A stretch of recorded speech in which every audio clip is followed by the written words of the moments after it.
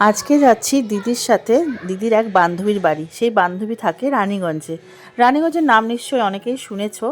আর রানীগঞ্জের কথা ভেবে আরও বেশি আনন্দ লাগছে এই জন্যেই, আমার বাবা যখন ইসিএলে সার্ভিস করতো, আমরা তো থাকতাম কোয়ার্টারে, কাজরাতে থাকতাম, মানে আমরা যেখানে থাকতাম সেটা হচ্ছে পরশকুল কলিয়ারি 6 নম্বর কলোনিতে থাকতাম।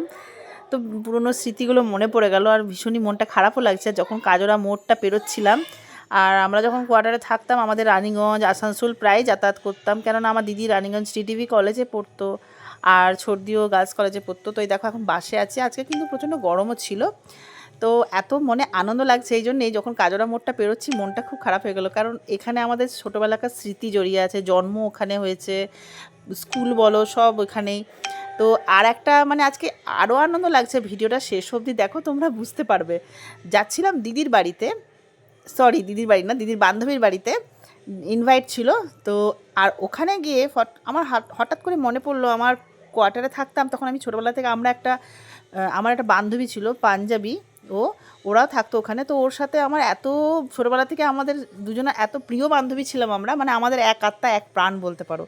হঠাৎ করে মনে পড়লো যে ওর তো রানীগঞ্জেই থাকতো, তো আমার এরকম মনে পড়লো। তো আমি অনেক দিন থেকে আমি ওকে খুঁজছিলাম, মাঝে যোগাযোগ ছিল, তারপরে যোগাযোগ বিচ্ছিন্ন হয়ে যায় কোনো কারণে, ফোন নাম্বার আমার হয়ে যায়, তারপরে ওর ফোন নাম্বার আর পাওয়া যায় না। তো সেই জন্যই তখনই ওখানে বসে বসে আমি একজনের কাছ থেকে ফোন নাম্বার নিয়ে শেষ পর্যন্ত আমার সেই বান্ধবীর সাথেও দেখা হয়ে গেল। তার বাড়ি গেছিলাম, তো খুবই ভালো লেগেছে, মানে আনন্দে আমি পাগল হয়ে গেছি বলতে পারো।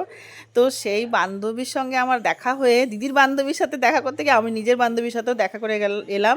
ও ভীষণই একটা ভালো মেয়ে, আমাকে তো ভীষণ ভালোবাসে। তো ভিডিওটা শেষ অবধি দেখো, বুঝতে পারলে বন্ধুরা?